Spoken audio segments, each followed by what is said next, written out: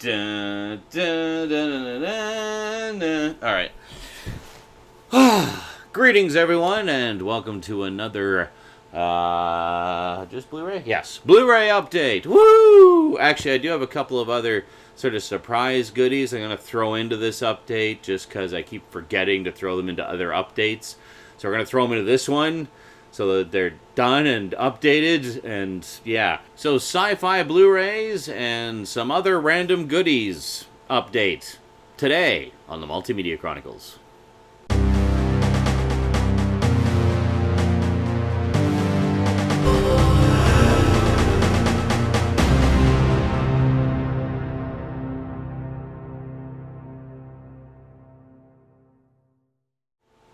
Welcome back. All right, let's kick things off here. Twilight Time. As you know, I do enjoy getting some Twilight Time titles from time to time. From Twilight Time? Yeah. But I tend not to get them that often because they tend to be expensive. They're usually around $30 or more, depending what they are. And they also tend to be limited editions, 3,000 pieces or less. So once they're gone, they're gone. There's been a few cases where they've done what they call encore editions, where they've brought titles back. Mysterious Island, which I bought a while back, was one of those. Fright Night had an encore edition. I missed the first one. I missed the encore edition. It's just, they both sold out so fast. There was just no chance. I just did not get them. So, unfortunately, no Fright Night for me. But there was another encore edition that they put out that I actually, again, took my sweet-ass time to jump on. But I should mention, in March, Twilight Time had a March Madness sale where they had a whole bunch of their titles on sale for half price. So $15 instead of $30. So, yeah. That's what I'm talking about. $15? Hell yeah, I can do $15. Let's do this here. So I bought three. I bought three of their sale titles, all of which were ones that I'd had my eye on for a while, and finally decided to pull the trigger on. First up is one of the aforementioned encore editions. We have Rollerball, the post-apocalyptic sci-fi roller skating movie starring James Caan. Never seen this. Been wanting to see this forever. I don't know why it's taken me so long, but I finally got it. Very nice edition, and there you go. So, I gotta say, like, some people have complained about the lack of extras on Twilight Time releases, and to be fair, a lot of their early ones were kind of bare bones. They would have basically the isolated score track and maybe the theatrical trailer, and that'd be about it. But their more recent releases have had more extras. Like, for example, this one. We've got the isolated score track, audio commentary with director Norman Jewison, audio commentary with writer William Harrison. So you get two commentary tracks and the score. From Rome to Rollerball, the full circle, so featurette.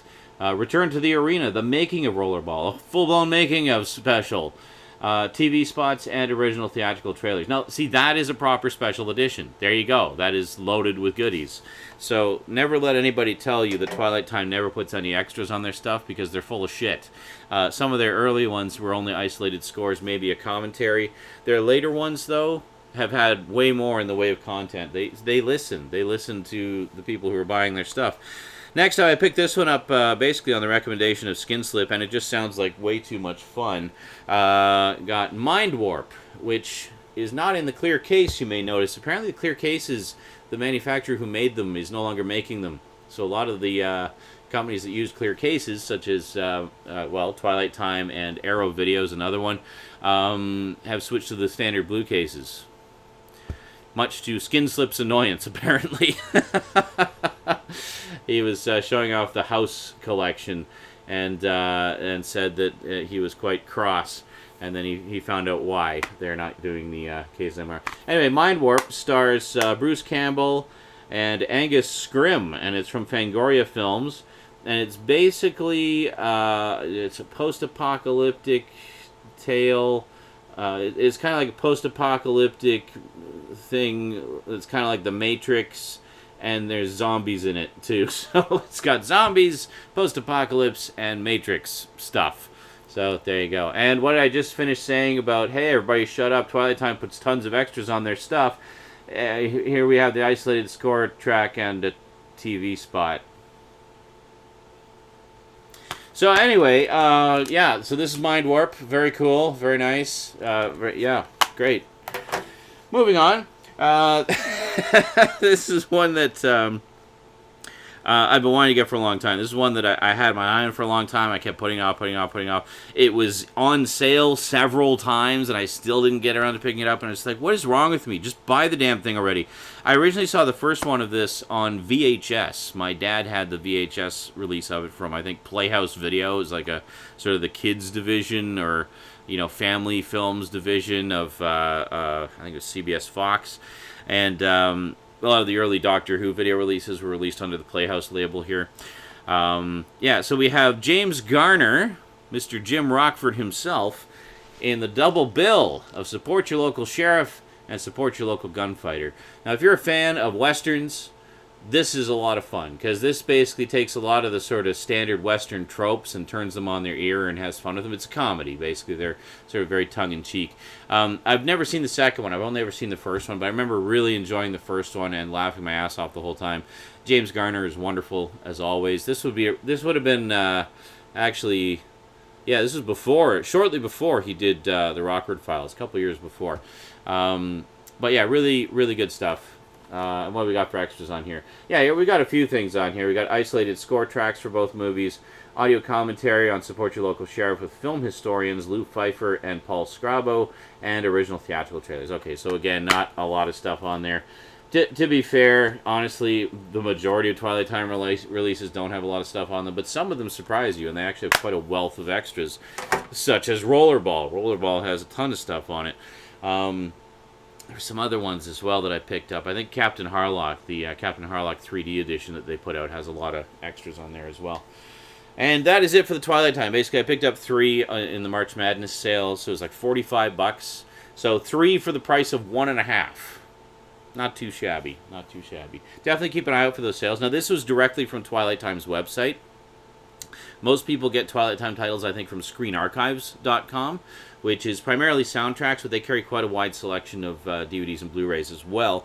Sometimes they have sales as well. I've found often what the trend is Twilight Time will have a sale directly on their website, and then Screen Archives will have a sale maybe a month or two later on their website, which also happens to feature a lot of Twilight Time titles. So yeah, so I mean, if you find the $30 price tag a little too much, and you're willing to risk maybe missing out on some of these limited edition titles, wait for the sales. You can get quite a lot of good stuff in the sales. Sometimes if it's a title that I feel like it's going to disappear, if I don't grab it right away, I'll pay full price for it. But, you know, these ones obviously didn't, so I was lucky, basically, and managed to get them.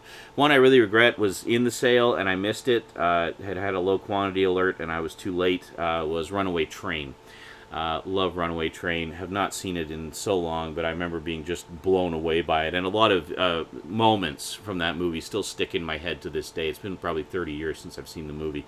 And I really wanted to get that one to watch it again, but unfortunately I missed out on it. Such is life. A lot of titles I missed out on with Twilight Time. It's just kind of the way it goes with these limited editions. Next up, completely unintentionally, I picked up the second of the only 2 films directed by Douglas Trumbull. You may remember in the last Sci-Fi update, I got Silent Running, which was the first of the only 2 movies he ever directed. Well, the second one was 1981's Brainstorm. I say 1981 because that's when it was actually shot primarily. It actually was released in 1983, so I guess call it 1983 because that's really when it was finished. Anyway, yeah, pretty cool stuff. I remember this one quite vividly from when I was a kid. So it was one that I've been wanting to see again for a very long time, and just decided to pick it up. And I didn't even realize when I bought it that it was also directed by Douglas Trumbull, and that I had just coincidentally bought his other film. He only directed those 2 films. He's done some shorts and stuff, but he's primarily been a special effects guy, and has done some effects for movies I guarantee you've seen. No matter what your cultural background, you have seen something of this man's work at some point in your life. But anyway, Brainstorm was the second movie he directed. After this, he had some pretty bad experiences. There was some a lot of studio interference with it, and the co-star Natalie Wood. This was actually her first film. She died tragically in a boating accident during filming, and he was really devastated by that. I think they were pretty good friends in real life, and basically after this, he basically just said, "Fuck Hollywood, I'm out. I'm not directing another movie ever again." So, which is unfortunate because some pretty cool stuff in here.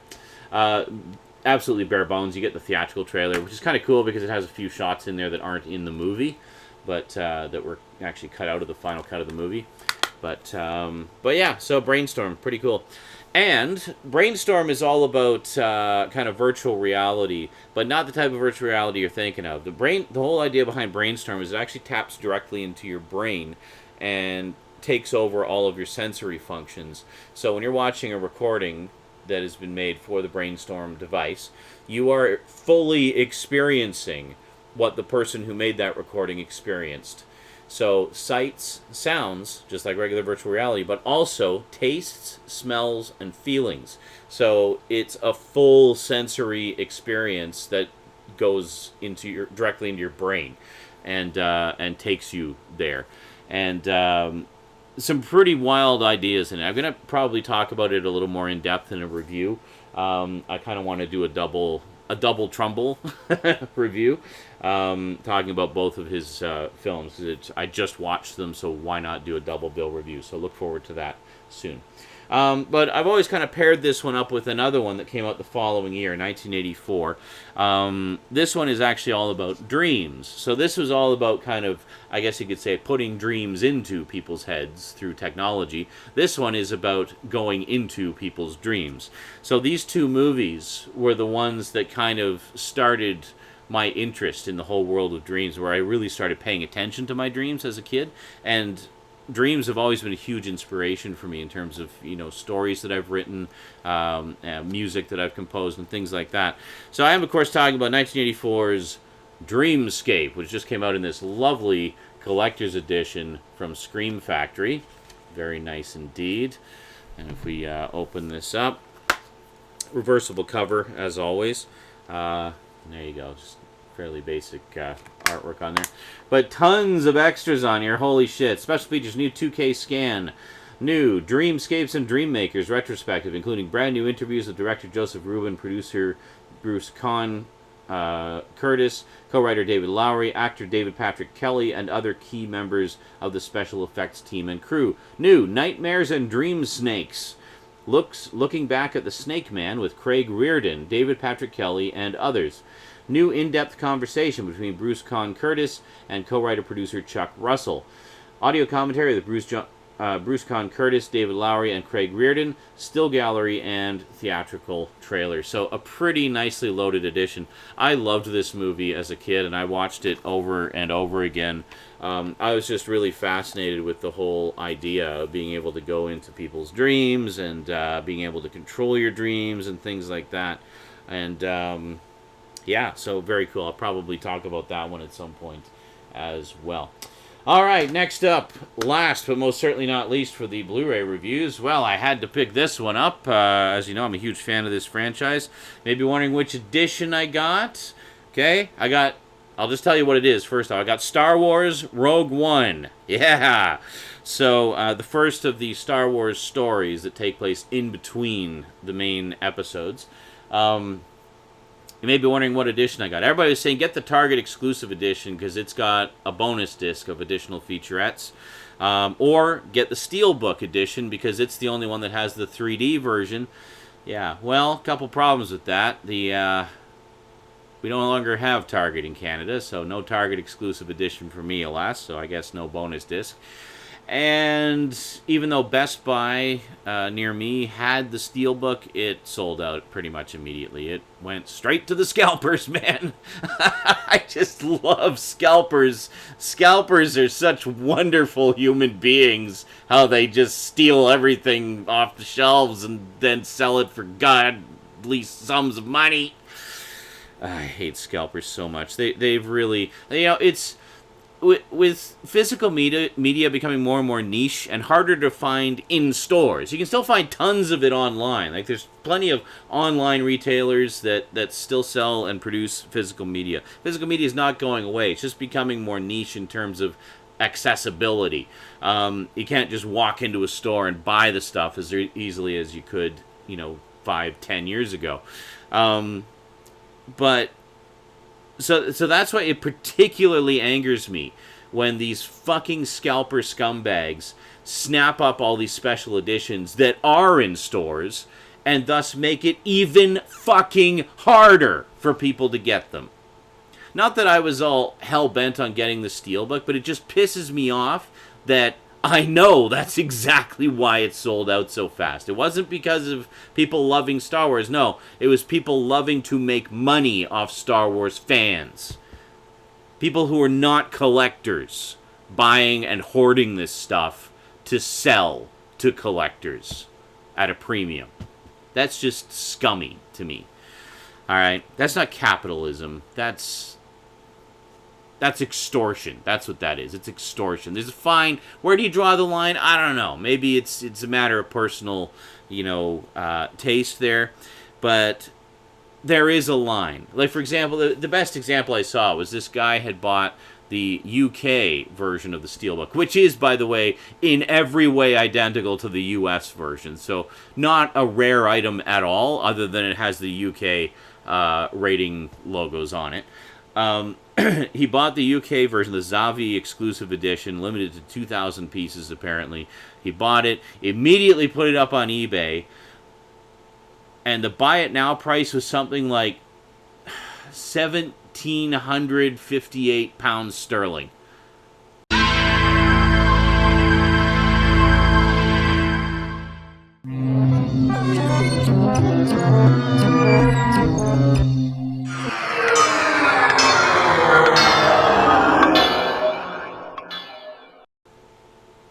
Like, really, dude? You first off, do you honestly think anyone's going to buy that? And second off, you're fucking nuts! Nobody's ever going to buy that. And then he like peppers the description with, ultra rare, will only go up in value. It's never going to go up that far in value. Never. Nobody cares that much. It's not even one of the main episodes. Yeah, it's popular. It did well. It's Star Wars. People will buy it. But nobody's going to pay $2,000 fucking dollars for it. Dream on, buddy. God. Like, that to me was like a real-life exaggerated example of why scalpers are scum. This was not a guy who bought this for the love of Star Wars. This was a guy who bought it to make money and to make a fast buck. But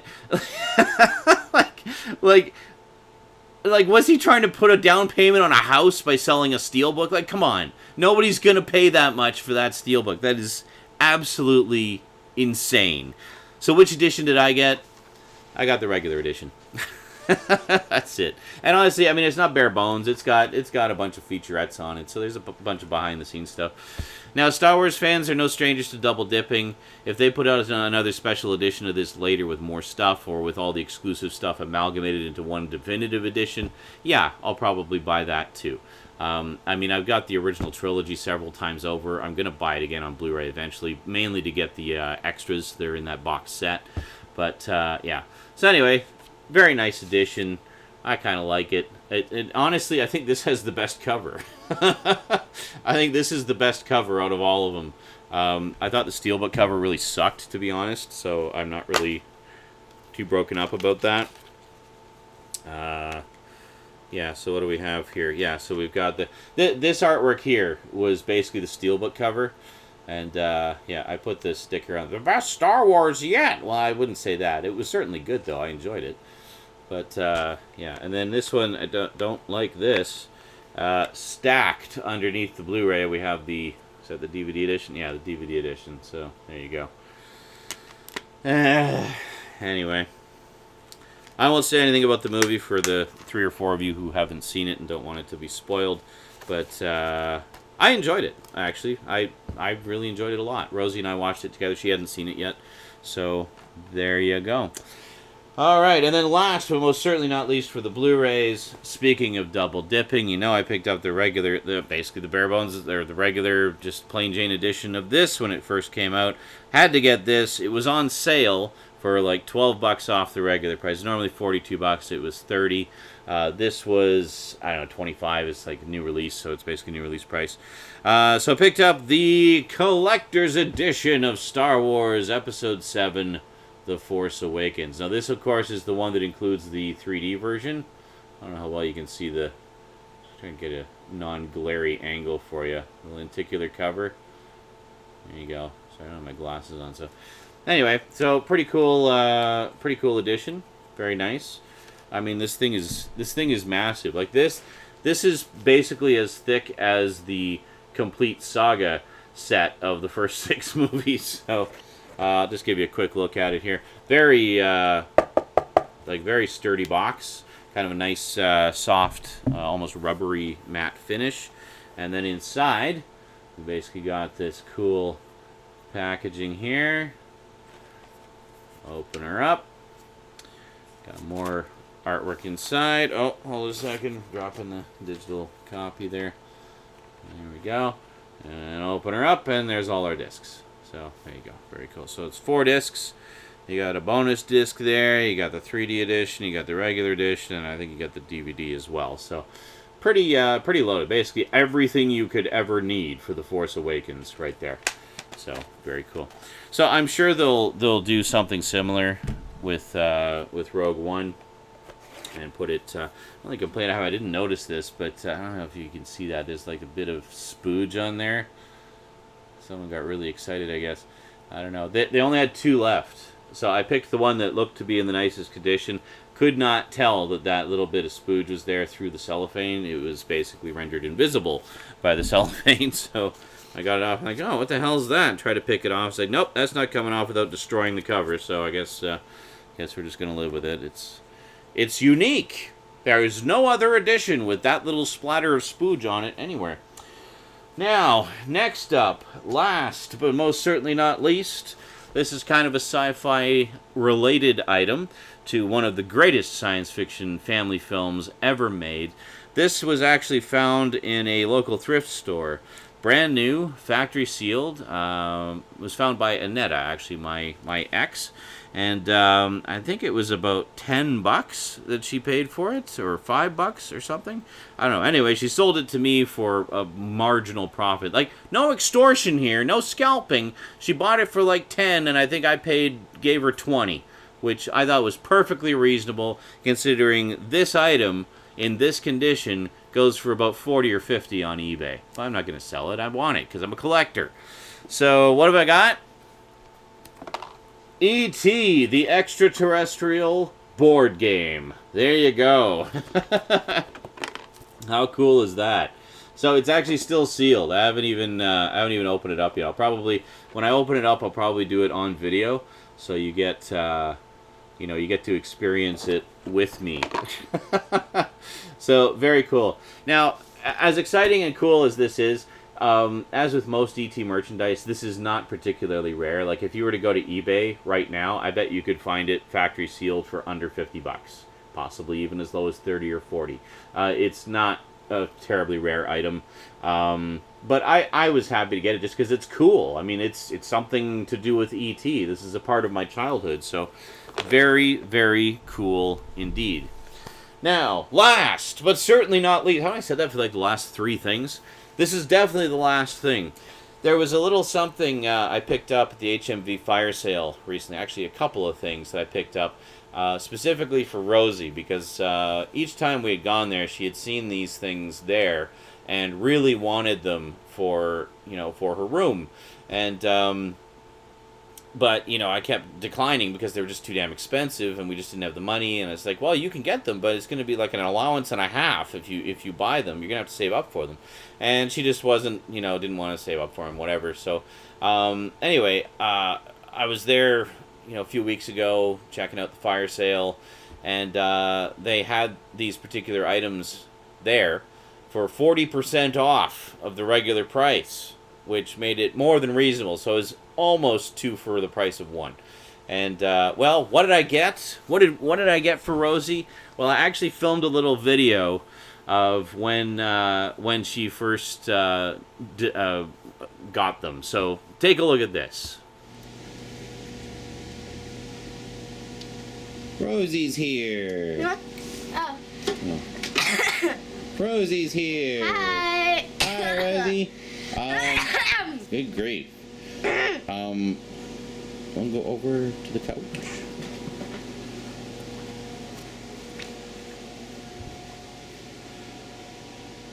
Why don't you see what's under the blanket? Yeah. Let me guess, you got these at HMV for sale. Maybe. Yes. Yes. Yes. So we got. They're so adorable. These actually won't give me nightmares, unlike my posters. There we go. So we got only the Foxy one doesn't. Foxy and Freddy. I could literally have these as my pillows. That's how big they are. That's right. I've seen both of these at HMV, but this one was like $28 and this one was like $39. They were both $39 actually. Oh. But they were on sale for like $23 each. Even though I still wouldn't be able to get them. So it's like getting both of them for like the price of one, basically. You're awesome. So there you go. They didn't have any at first, and then they got some from a different HMV that closed. Oh. So they got their leftovers, and so they just got them in when I happened to go there. So Mwah. Mwah. there you go. You're so adorable. Just look at the eyes. I couldn't decide which one to get, so I got you both. I figured might as well because they're on sale. Okay, don't wreck his iPad. Alright. Awesome. Wait. Where's the camera? Peekaboo. I see. And a little Freddy's top hat, which I'm assuming is filled with foam. Yes. You're so adorable. They're so cute. Alright. See you, everybody. New friends for Rosie. Yeah. That's right. We got Freddy Fazbear and Foxy Fox. Actually, don't know if Foxy has a last name. I'm sure all the billions of FNAF fans will be able to tell me. So while Rosie was not able to get these at the time that she was waffling over them, she did pick up Chica's cupcake. So there you go. And this is also a stuffy. It's a little cute little candle, very squishy. It has kind of a corduroy bottom and then a soft top. So I gotta say, like, these stuffies are really well made. Like, they're soft, they're cuddly, they're big, and just awesome. So yeah, so needless to say, well, as you can see, she was pretty delighted. So of the two, Foxy is definitely her favorite. That's the one I find in bed with her most often, and then Freddy's just kind of left to sleep all alone on the couch. Poor guy. No hard feelings, buddy. Alrighty, well, that is definitely it for this update. I swear, these were the last things. And we'll see you next time. So quick thank you to my Patreon sponsors, especially Kyle Pellegrini for being my highest level sponsor. Really appreciate it, dude. And to everybody else who helps to support the show in whatever way they can, even if it just means watching the show. Oh, by the way, you probably know about the bell by now. I know the subscriptions box has been fucked up forever, and it looks like YouTube is never going to fix it. So the way they decided to fix it was by introducing the bell. So what the bell does is it will send you an email notification anytime I upload a video. So if you want to make sure you don't miss any of my stuff, I know a lot of you have been missing videos because the subscriptions are just messed up. Just ring the bell. I don't know. Use that bell thing if you're subscribed already. It'll give you a notification whenever I it's right next to the subscriptions thing. Anyway, it'll give you a notification anytime I upload a video so that you don't have to worry about missing all of my good stuff that you love so much. Alrighty, that is definitely it from me to you for now, so thanks for watching, and until next time, sayonara.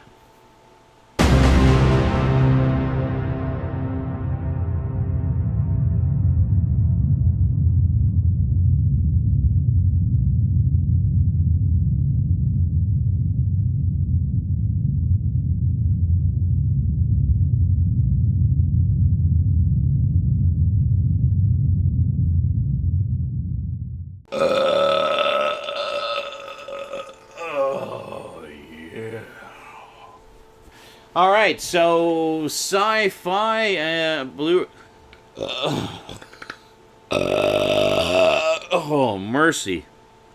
It just came out of nowhere. Oh, mercy! Nom, nom, nom, nom, nom, nom, nom, nom. That's right. We got Freddy. Oh, hold on, big hair on Freddy's eyeball.